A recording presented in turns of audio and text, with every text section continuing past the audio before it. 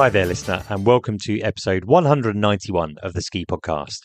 This is a special episode of the podcast, simply a one-to-one chat with snowboarding pioneer Lesley Mckenna. Lesley has been on my list of people to interview for several years, so it was really exciting to be able to ask her about her career. We discuss her family connection to the Scottish Highlands, her early days on snow, including a season with the Snow Patrol in Jackson Hole, and her transition from skiing to snowboarding. Now, that change took Lesley to 3 Winter Olympic Games, starting with Salt Lake City in 2002, where she was the first ever snowboarder to represent Team GB.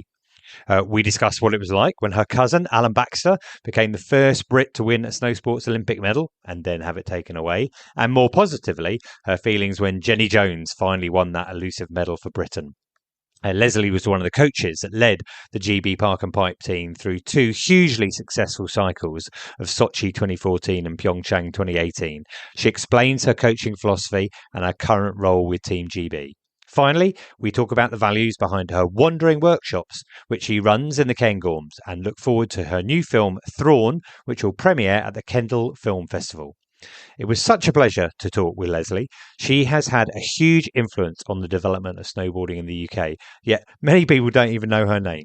So I'm sure you'll enjoy listening to our conversation as much as I did.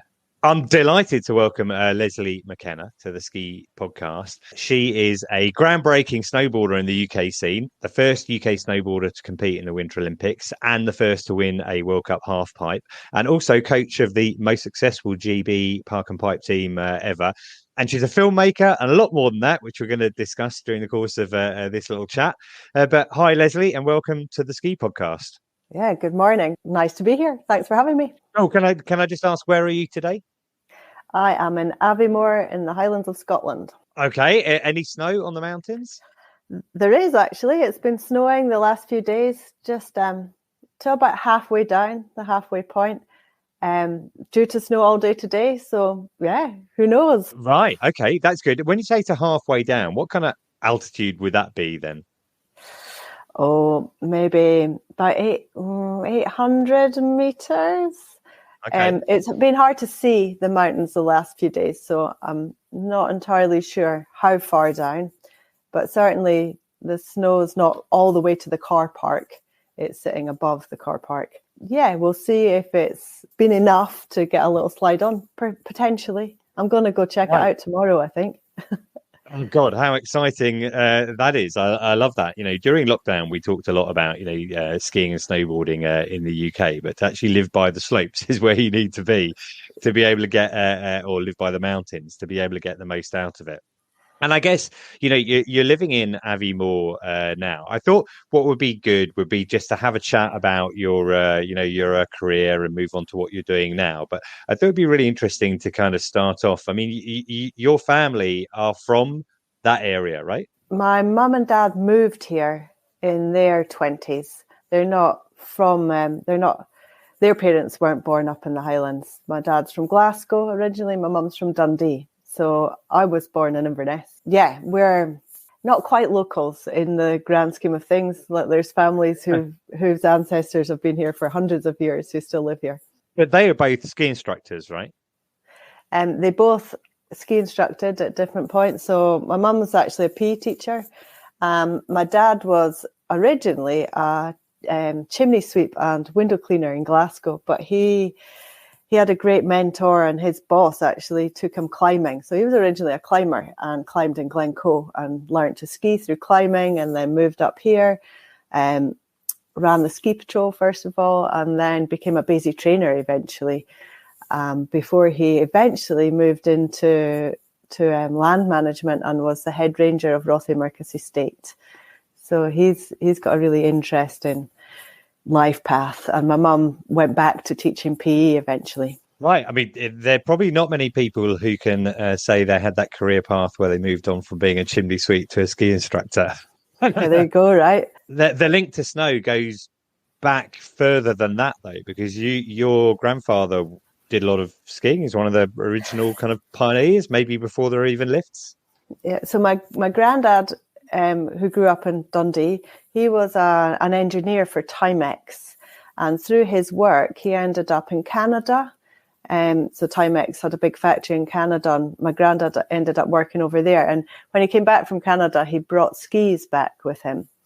And that would have been in the late 50s. So they used to come up every weekend, my gran and my granddad and my mum and Iain Baxter, Alain Baxter's dad, camp, literally stay in tents at Glenmore Lodge and walk up the mountain to go skiing, or wherever there was snow. They've been all over the place. And the lovely thing about my granddad was he filmed it all. He was a real film enthusiast, and loads of their experiences are captured on Super 8 film, which is just magical. My granddad, being a fine parts engineer, he was meticulous at the filmmaking side as well. And not only did he film it, he cut it and edited it to music. It's just amazing. So we've got lots of memories captured of those first ski experiences. That's great to hear for several reasons. Really kind of interesting because my mother lived in Scotland when she was younger, and she was also skiing in the late 50s in the kind of Ben Lawers primarily, because she lived in Killin, although they went to Aviemore as well. So they were walking up. There were no lifts on, there still are no lifts in Ben Lawers, and in fact have a trip planned for later in the year.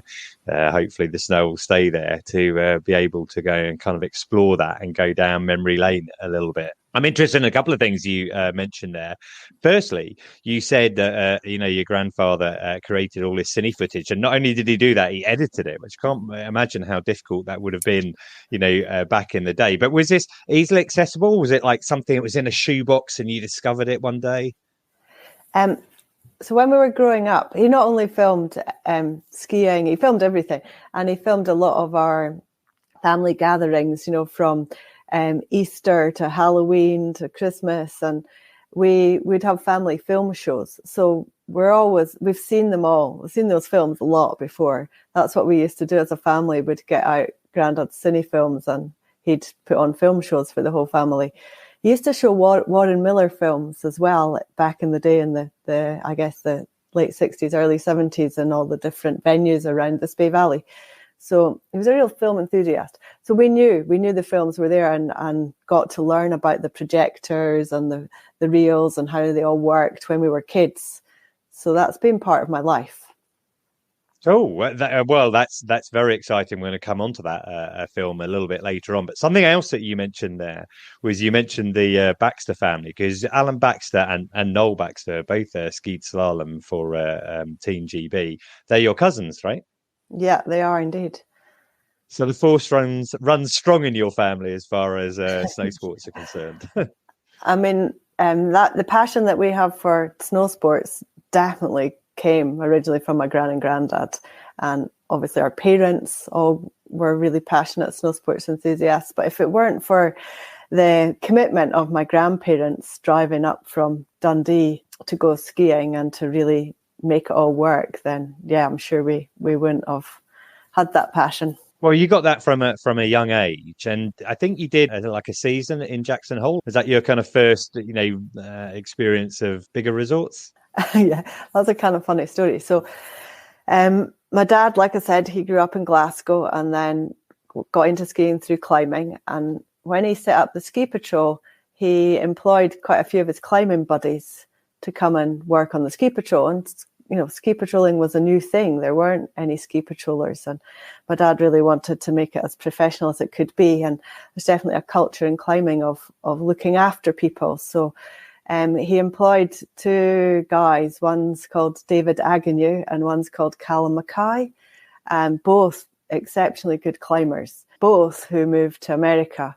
David Agnew was a climbing partner of Dougal Haston at one point, and went to Lausanne to work there at the international school, and then went to the States, and they both settled in Jackson Hole. So when I said that I wanted to do a season after I took a year out from school, still taking my year out from school, that's my long-running joke, before I went to university, we didn't have really enough money for me to do it any other way. I had to find somebody to go and stay with. I was only 17. So my dad, and back in the day, you're talking about the early 90s, wrote a letter to Callum and Davey and said, Lesley wants to come and do a season. Can she come and stay with one of you guys? And Callum had a family of his two sons were about the same age as me. So I went to live with Callum Mackay for the season and saw quite a lot of David Agnew as well. And subsequently, kept in touch with them. They're legends. They're absolute legends in Jackson Hole. So Callum and David both worked on the ski patrol in Jackson Hole. David, not at that time, he'd moved on. David, a real pioneer, he opened up a lot of Teton Pass, has loads of first ascents, and still in his 80s goes ski touring for hours, and 100 days in the season type level of ski touring over there. And he lives in Idaho now, and just over the border from Jackson Hole. And Callum goes ski touring all the time now too. But staying with Callum meant that I got to go on ski patrol duty every morning. So although I was skiing with the Jackson Hole Ski Club, which was great. So that would have been 1991, 92 season.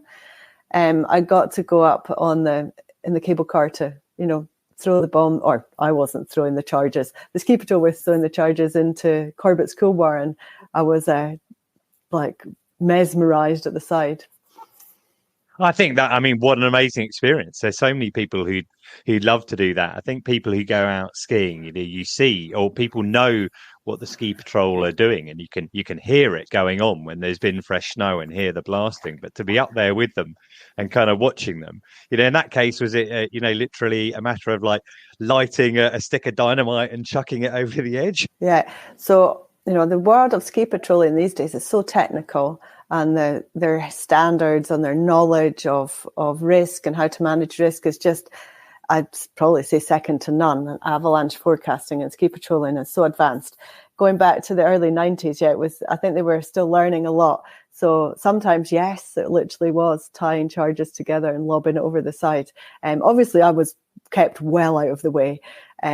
But still encouraged to learn and encouraged to get myself educated in mountain safety and snow safety, which stood me in really good stead. To have that on your very first season. I'd been to the Alps twice before for 2 weeks with Cairngorms Ski Club. So I really was going from skiing on Cairngorm on a pair of, I would have been skiing on like 180, really narrow, no side cut skis, having never been in powder. Into right, do you want the first tracks down Corbett's? Off you go. Cool. That is great, and obviously it's one of the iconic resorts, and you talk about one of the iconic descents there. But you mentioned that you were racing, involved in the Jackson Hole race team there. How did that segue work from racing there, because you're on skis at this point, to being involved with the British team? So I spent the whole season racing in Jackson Hole with their ski club. That were a really well-established ski club. They were great, and they really looked after me and kind of showed me the ropes. And there were 2 coaches at the time, or 3 really, that had a big impact on my life. Scott Bowdler was one, Robbie McLeod, who was the university slalom champion, and a guy called Tommy Johnson, who still works to this day for USSA and in the safety side. But I crashed in their downhill. They have an iconic downhill in Jackson, and I managed, and again, this is a wild story to think about. Somebody lent me a pair of 224 skis, atomics, with 224. Can I just ask, for the benefit of the listener, how tall are you? Just in centimeters. 160 centimeters. Small. Yeah, person. I've skied on 220s before, and they felt just ridiculously tall. But okay, so you're on your 224s. I'm on my 224s that somebody had found lying in a shed in the back of Aviemore somewhere. Off I go in the downhill, and they had to screw the bindings all the way down, obviously, because I'm at that point it's probably about 50 kilos. Anyway, the bindings didn't really hold up to it, and my ski fell off halfway down at God knows how fast, just before the camel bumps, and I ended up in the trees, which could have been way worse than it. It was bad enough, but it could have been, fatal. So lucky in one sense, but I managed to break some ribs and beat myself up. Badly enough, I had to chill out for a month. So Tommy, I think he was like, oh God, this poor girl from Scotland's ended up in the trees and she's injured and couldn't go home at that time. That wasn't a thing, you just had to stay where you were. So I went down to visit him on his ranch while he inoculated all his cows, and I helped look after his kids. He had 2 young kids. So that was a great time as well. I got to see, a bit about the cowboy life, let's say, around Jackson Hole. And really, after that injury, I I kind of decided that I wanted to stick with it. Every time I get injured, it really cements my belief or my passion or my focus as to whether I want to keep going or change direction. And I think that was the first, God is getting ready for school in the background here. Yeah, that injury was the first time that I'd gone through that process. So I came back from having been on the ranch in the Wind River Mountains and was like, yeah, I want to do this. And I went to the first big international race series. It was the spring series in my bachelor, it would have been. And then that spring kind of gave me a springboard into what do I do? What's the pathway? And at the time, you know, the Scottish I was on the Scottish ski team as a selected skier, but there was no program for the women, which is wild also to think about now. There, you know, if you were, I think there were 3 or 4 of us who had been selected, but you had to do your own thing a bit. And so a couple of colleagues, teammates, Sandra Wilson at the time, Sandra MacArthur now, and Lucinda Ness, were both going to Breckenridge the next year. So I went with them, and they were slightly older than me, so kind of took me under their wing. So I went from Jackson Hole to Breckenridge, and at the end of the Breckenridge season, again, Breckenridge was a great team, really strong ski team, learnt loads, had loads of fun. I got selected onto the British Alpine team. So ended up 3 seasons on the British Alpine team before I jumped ship to be a snowboarder. Right. Well, I'm definitely interested in that. But so were you racing then like Europa Cup or something on the British Alpine team? Or? Eventually, the last season that I was racing Europa Cup, yeah. So mostly slalom and giant slalom, the occasional Super G. I was never trusted in a downhill after the Jackson Hole experience. I was going to say, though, that's fascinating. It says a lot about your personality that actually taking some massive wipeout, potentially dangerous crash was what motivated you to decide, I want to do more of this. Yeah, I've never thought about it that way, but yeah. So you meant to, you alluded to it there. You know, you're skiing. You know, you're doing pretty well. Moving from NORAM, Europa Cup, etc. But you end up, segueing into snowboarding, and I think that I'm right in saying I read somewhere that was almost by accident, like literally by accident, that you ended up, snowboarding. Yeah, I mean, there were lots of different things that played into that. So I think the major thing was Kirsteen McGibbon got killed. So she was a teammate on the GB Alpine team, and she had a really, really tragic accident in Altenmarkt, and she ended up crashing, and she passed away, and that took a lot of processing, as you can imagine. And we came home after her accident, and we had a couple of weeks in Scotland before we went back out to go to, I think, a few races and then the Europa Cup finals. That was in 96. So in processing, or trying to process, come to terms with that episode, I went snowboarding. And at the time, there was very little money in alpine skiing. I'd been really lucky because Hansen and Robertson Insurance Company had supported my whole alpine career. But still, it was so expensive. I was really struggling to see how I could make it work. I really wanted to keep going. I knew I had way more in my tank. And in going snowboarding and learning to snowboard, it was in at the deep end. Thanks, Becci Malthouse, for taking me under your wing at that time. There was a basic course on, a snowboard basic course, and kind of tagged along with those guys. The snowboard community, board-wise, Simon Smith, Justin Westcott, Ross Dempster said to me, come to the Brits. We'll match your ski sponsorship if you will go snowboarding. We don't think you're happy skiing. We see all the work you're putting in. You would have a better time. Go snowboarding. And I laughed at them and said, don't be ridiculous.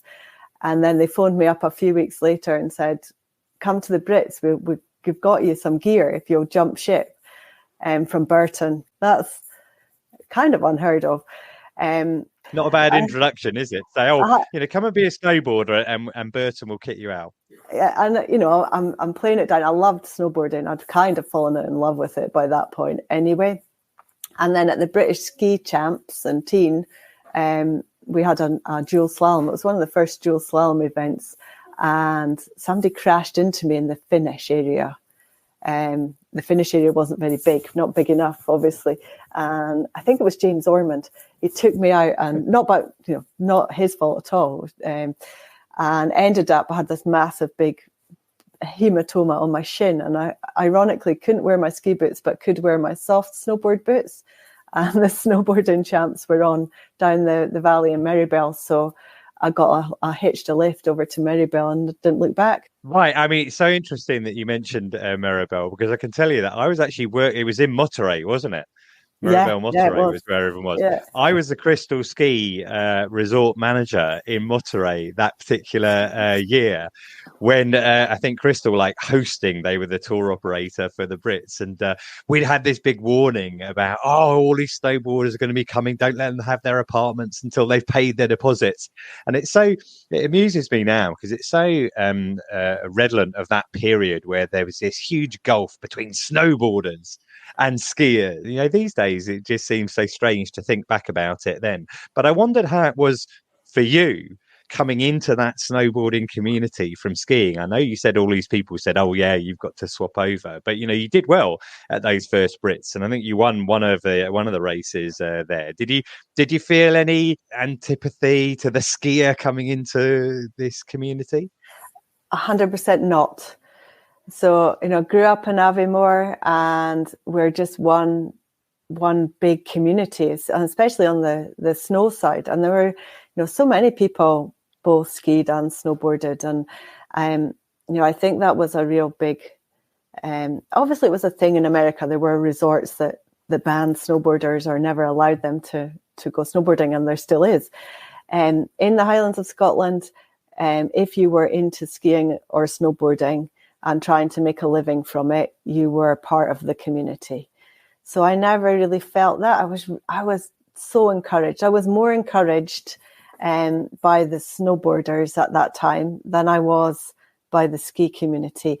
Not because the ski community weren't supportive. They at that time, they couldn't believe that it was possible to go and take on the world. And that's what I wanted to do. I was a natural athlete. I wanted to compete. I loved just the whole process of it.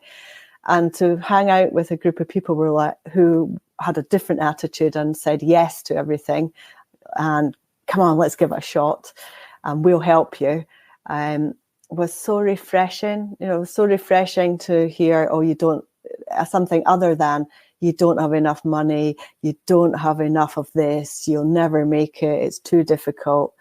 To hear the opposite was inspirational, I guess. So I felt very welcomed. I never felt like an outsider. Of course, I got a fair amount of jibes and jokes about having a ski style or whatever, things like that. But it was all in good jest. Yeah, but the results backed you up, because I think to start off with, you were mainly focusing on slalom, parallel slalom on snowboard. And getting some, good results there. But at some point there was a transition to half pipe, to the freestyle side of things. How did that come about? Why did you decide to, switch? Yeah, I actually started off snowboarding on soft boots, and from the beginning I did everything.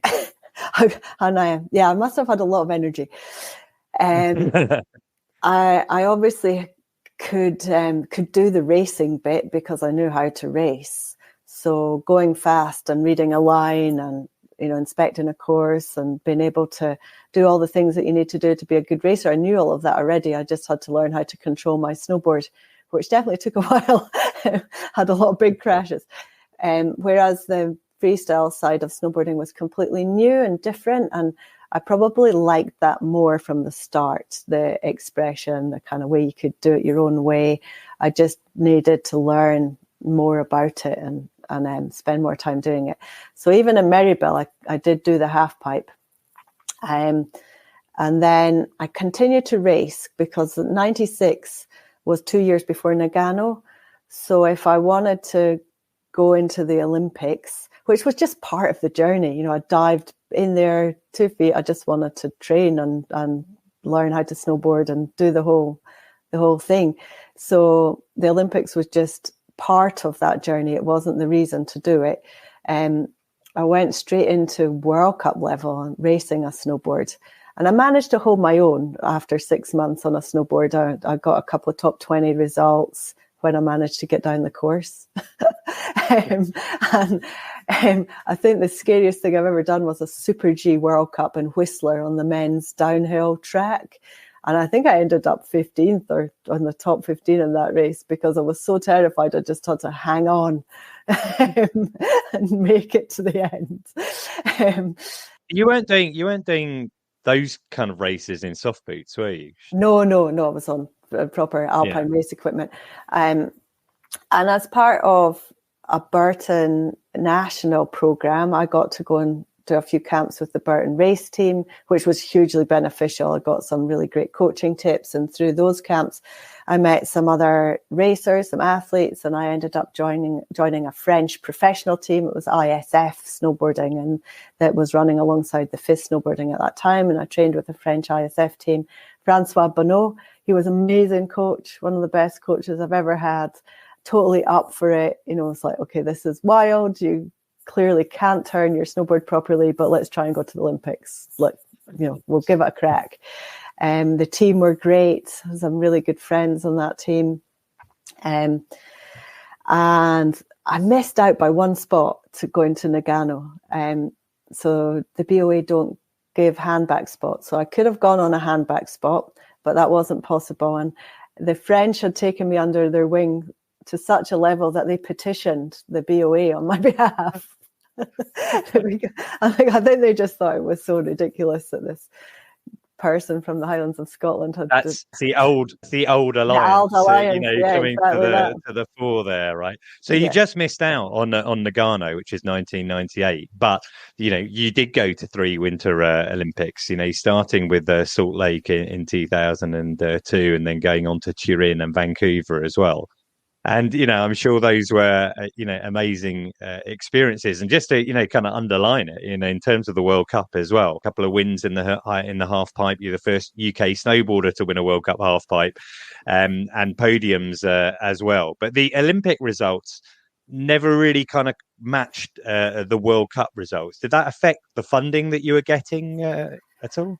I think that's a really interesting question because in framing it in that way, it makes the assumption that the Olympic pathway was the thing that I was focused and passionate about, and excludes everything else. And that definitely wasn't the case. So when I made the really difficult decision at the time to quit alpine ski racing, something I loved and had a dream to follow, to go snowboarding. Part of the reconciliation, which involved grieving for my friend who'd been killed in an alpine ski downhill, was never to put the competition side before the journey or the process. So the Olympics for me is just another part of a bigger picture.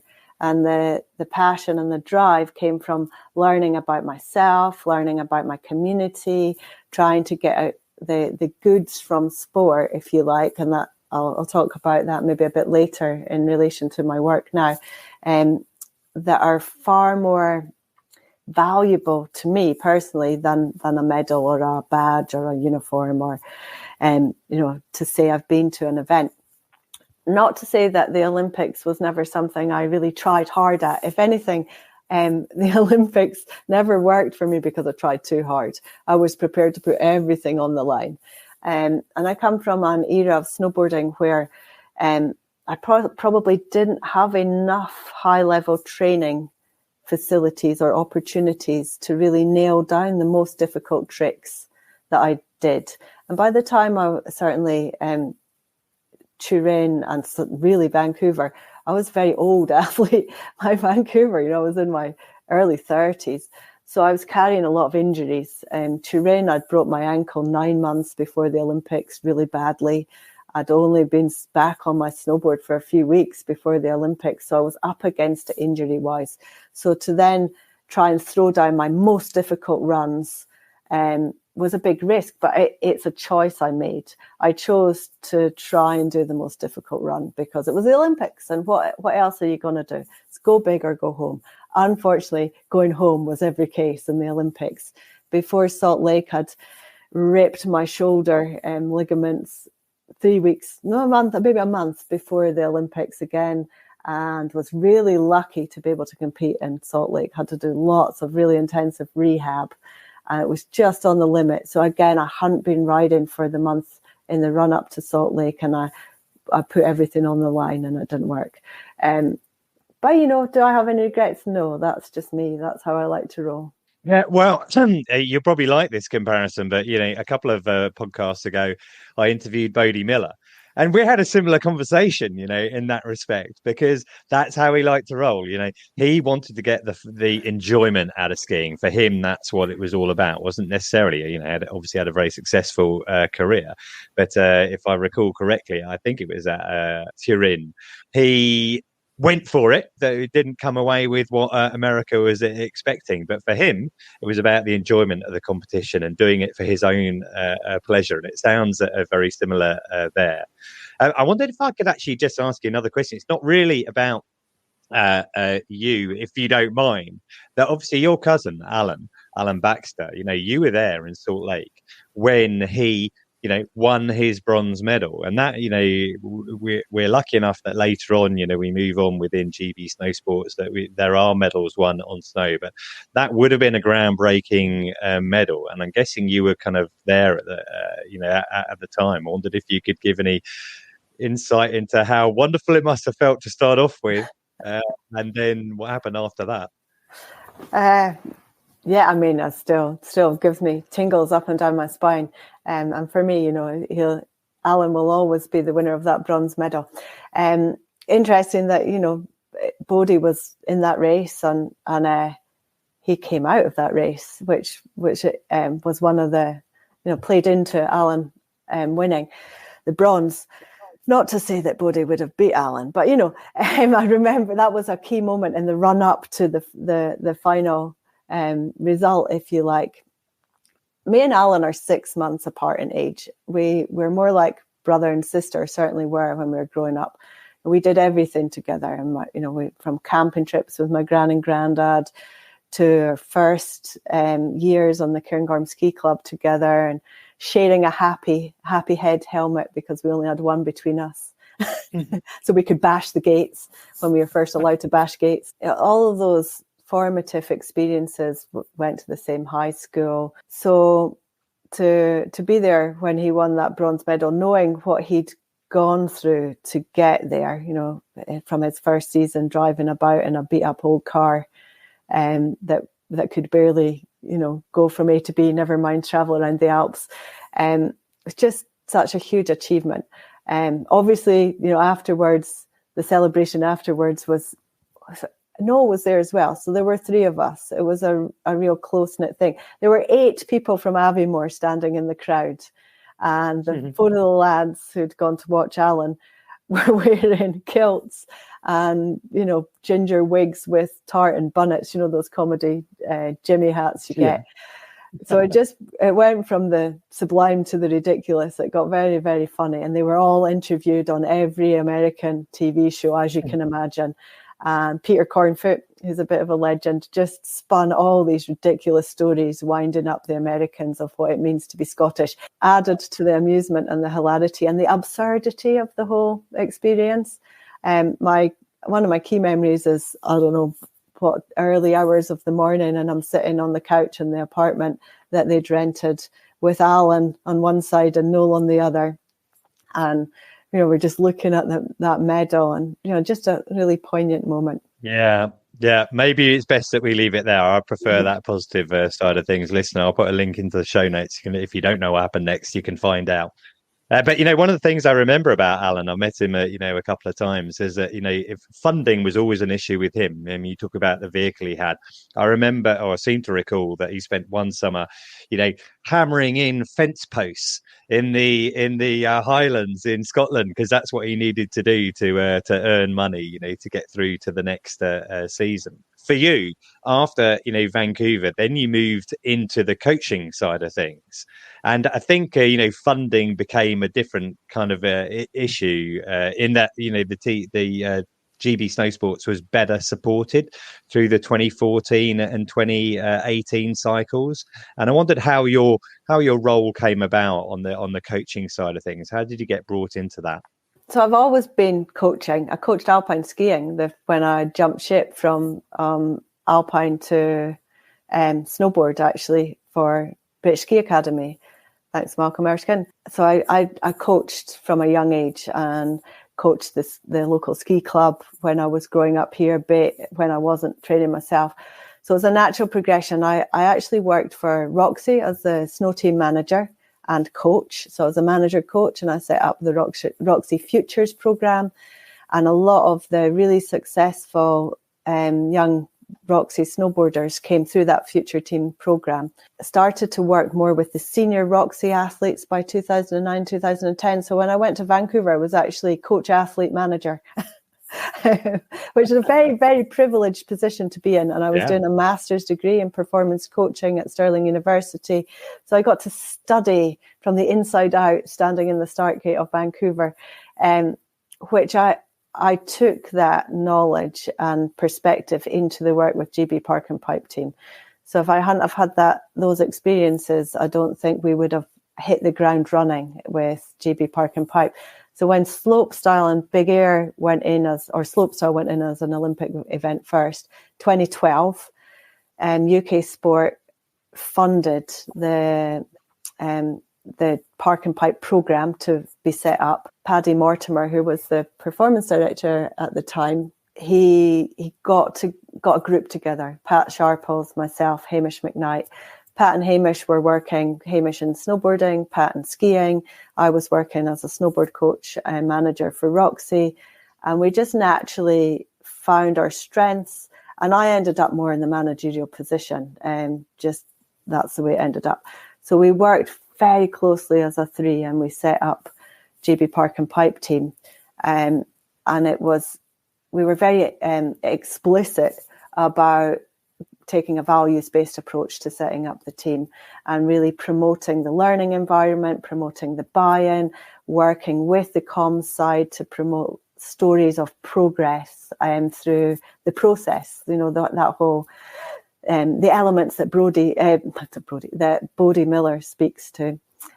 We wanted to really cement that into the fabric of our team and promote intrinsic motivation through everything that we were doing. The funding allowed that to be possible, and working with the team wasn't GB Snowsport back then, but working with the team with Dave Edwards and Paddy Mortimer, we managed to do that really well, I think. Yeah, well, I mean, you mentioned a few names there. Pat Sharples is someone who, I haven't seen him so much in recent years, but back in the day when we were in Courchevel, I used to see him quite a lot, and I've interviewed him on the podcast as well about his role within all of that. But it must have been nice to have had the funding there. And you mentioned about the facilities in terms of training. I'm thinking about that huge airbag that GB Snowsports got to use was quite a big feature in being able to help people develop their skills. But what we saw going through those cycles was that first ever medal on snow from Jenny Jones in Sochi in 2014. That must have been, a hugely important and satisfying moment for you, I would guess. So Jenny's a really good friend of mine, and it was off of the back of Jenny's existing success. Jenny and a few others, James Woods definitely, that UK Sport were able to invest in the program. So she had the potential to medal for sure before Sochi. But she had a really tough time. She had lots of really unfortunate injuries in the run-up to Sochi, and she had to dig really deep to get herself to the place where she could, contend. So to see her, I was actually pregnant on the couch watching the TV. I wasn't allowed to go to Sochi. Alongside Josie Clyde, who'd been working on our comms strategy. Josie McNamara. Sorry, Josie. And we were howling, bawling our eyes out.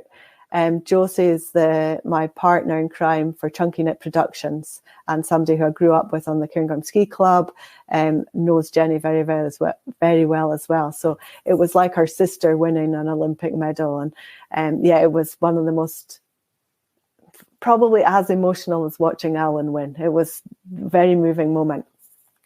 So yeah, that maybe gives you a bit of a picture of how much it meant to me. It was obviously such a key point, that first ever Alpine medal on snow, Alain notwithstanding. And then moving through the next cycle, at PyeongChang, 2 medals there, which were at the ski and the snowboarding side of things as well. Was Billy's maybe a bit more of a surprise? He hadn't had that kind of a level of success that Jenny had taken into, the Sochi Olympics? Maybe a surprise to everybody else. It was a hope for us, or for me. I don't want to speak for Hamish and Jack, but I imagine they knew Billy had it in them. Billy is just such a creative and inspirational person to be around. Talk about learning through play. He embodies that approach to everything he does, but he does it meticulously. His ability to process anything to do with learning skills is just beyond anything I've ever seen to this day, I would say. And just a really nice person to be around. Again, it was against the odds. He'd done so well already. Both him and Jamie Nichols had done really well already in Sochi. To rise to the occasion in the PyeongChang Olympics and put it down when it mattered in the finals of that big air event, just the mental toughness to do that. Outstanding. Again, couldn't happen to a nicer person. Yeah, for sure. I mean, I have interviewed Billy and Izzy Atkin on the podcast before. Okay. But, I get to meet Billy around ski show time, and I've also read his book, which I'd said to him, I really love that book because it's so honest.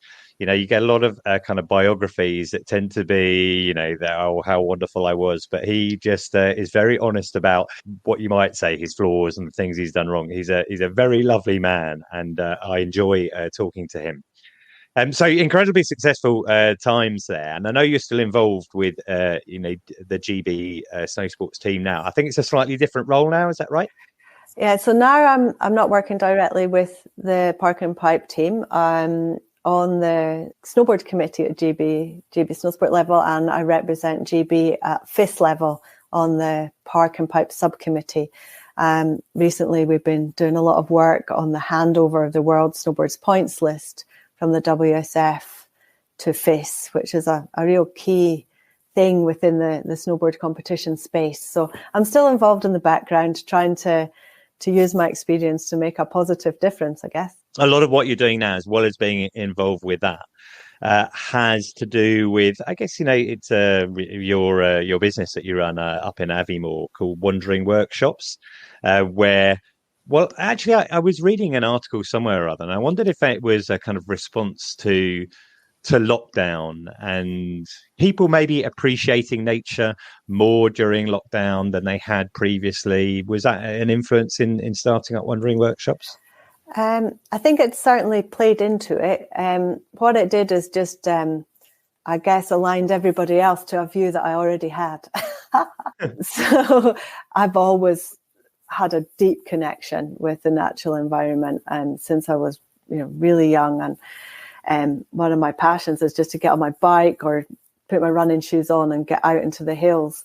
And ski touring or split boarding is the same kind of experience for me. And if I'm with other people, I can also connect into their vibe, their understanding of the world. It helps me understand myself better, nature better. There's a real strong thing in the experience of shared understanding.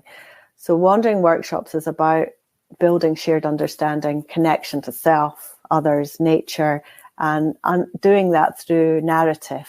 So whether you build the narrative through photographs, Hannah Bailey, who I work with, is a photographer, so she approaches building narrative through visual medium.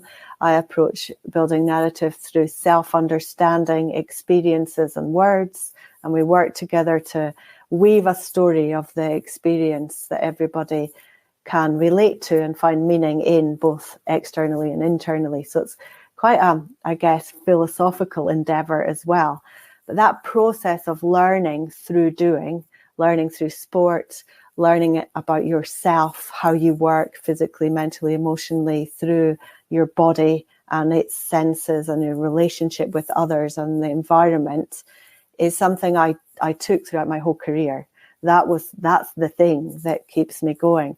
So to take it into a different context, backcountry snow sports is perfect, and share that with others just amplifies my own experience as well. So it's a lovely thing to do. So that current is the current that's been running alongside my competitive career, if you like, but has always been present. So to put it into, it's a community interest company, to put it into a project that we can find funding to support others who might not otherwise have the chance to experience that kind of approach is just great, really great and enjoyable thing to do. I love the way you expressed all of that just now. I think it really sums up the connection that people who love the mountains, have with that environment. And, just to clarify, the Wandering Workshops, it's evidently much more than split boarding or ski touring, but they are, different sessions that you run. I'll put a link into the show notes about it. Actually, Sam Haddad, who's another local to Brighton where I live, I know she's been up there and I've talked to her about it before, but I'll put a link into the show notes. It's interesting because that links into the next area that I was interested in talking about. Because we're coming up, we're recording this today on the 14th of November. Imminently coming up is the Kendal Film Festival. And you mentioned, Hannah Bailey, who you work with on the photography side of things with Wandering Workshops. The two of you are presenting a film at the film festival called Thrawn. And I had to Google that to find out what it is. My son would tell you he's a character in some Star Wars program, but Thrawn means a different type of thing if you're Scottish, if you're from the Highlands, right? So Thrawn's a really Scottish word. I've been describing it as a kind of virtuous struggle. And what I mean by that is it's about finding your integrity and your self-awareness through commitment to something, a purpose. And the purpose should have some sort of ethical relationship with life. So others, respect for others, respect for yourself, respect for the environment. So those themes really come into the film in a zoomed out kind of way. It also is used a lot for, people who don't give up, a form of resilience, a form of being able to make the most of what you've got, all of which are quite a thing in the Highlands. The Highlands people are used to making the most of what they've got. It's a form of tenacity, if you like, that you need if you live up here in the Highlands. I mentioned my mother before. I mean, her father had a sheep farm on Ben Lawes, and you definitely had to use the way I was brought up is that you make the most of everything that you can. And to me, the haggis is a representation of that, because the haggis is like using up all those spare parts that aren't going to get used everywhere else. I don't know if that counts as Thrawn or not, but thinking about that family side of things, you're bringing that cine footage that you mentioned before into the film Thrawn as well. Is that right? Yeah, I'm just laughing. Maybe the haggis is like the Scottish, is it hygge? Is the comfy, nice, comforting thing. We've got Thrawn, and we get haggis. The film, the cine film, that my granddad, that chick shot, some of that is in the movie, which is just lovely. It's so nice to be able to showcase that. And the Thrawn film. Hannah produced the film. It's amazing. It takes a huge arc of time from the 50s to modern day and looks at the Cairngorm community, the snow sports community, and kind of through the lens of my life, if you like, and that sense of time passing and the Thrownness that's developed and how that could help. Now, there's always a positive and a negative side to something like Thrawn. But the positives, how could we use them to imagine taking on the huge challenges that we face as humans in 2023 and beyond? That's the bigger theme, I guess. Well, that's certainly a global theme, and it makes it sound very interesting. If you can't go to the Kendal Film Festival to watch it there, is it possible to watch it after that? Will it be released anywhere? It will be released. It's going to be released in February as directly through Patagonia. It's one of their main films this season. And obviously it's a call to arms to reimagine what positive future we could have and what could we do towards the climate emergency, towards all the other crises that we are facing. What does that look like? What do we need in terms of digging deep to move towards better? I'm definitely looking forward to watching that, and that's really interesting. You talk about the challenges there. I know you're very involved with Protect Our Winters, and we've had a number of their representatives, Lauren, Dom, and Lindsay, all on the podcast at different points before. And that community, in the Cairngorms that you're talking about. I know we talked about how you started off as a skier and you moved to snowboarding, and I think you're still doing both. You're a skier again now, because the Brits restarted after quite a long gap and took place again up in Scotland this year in 2023. It must have been nice competing in that again. We started off our conversation talking about you being there in 1996, and then you're competing in the Brits again in 2023. Yeah, I competed on both skis and snowboard. I ski a lot still. Wandering workshops, I split board and I ski tour. And for the last 15 years, I've been doing a little bit of both. Yeah, it's nice. I love it. And you picked up some medals again this year, right? yeah.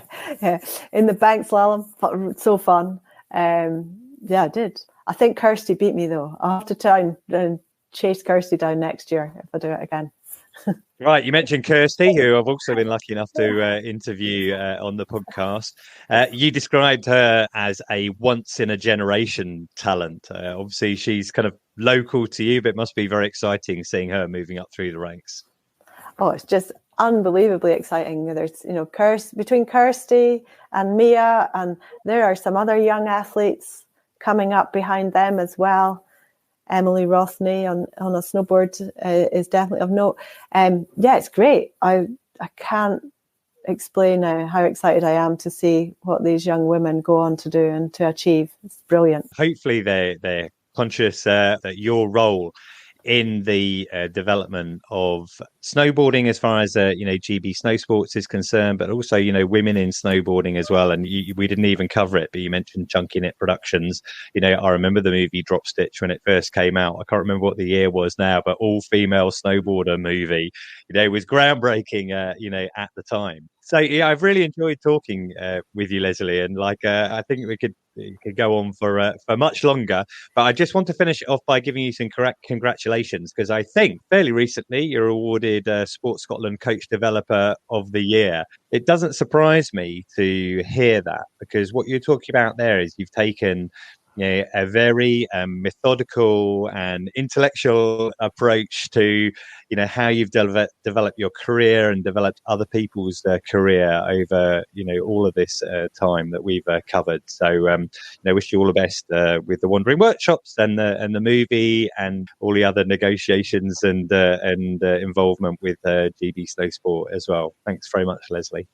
Oh, thanks. It's been an absolute pleasure. And hopefully we'll see you up here for Wandering Workshops or something in the winter. Well, as I said, hopefully Ben Laws, if as long as, I'm going to come anyway. So whether there's no snow or not, we're coming up there to do that. I'm actually bringing my brother is going to come with me as well. So it's not so much about, although I'm going to cover it on the podcast and write an article about it, it's not so much about that. It's very much a personal thing. So that probably fits in pretty well with all of your thoughts about, Thrawn and the community as well. That's brilliant, Lesley. Thanks so much. Thank you. Thanks again. Well, I hope you enjoyed listening to my conversation with Lesley as much as I enjoyed chatting with her. If you did enjoy this podcast, there are 3 things you can do to support us. Firstly, give us a review on Apple Podcasts or Spotify.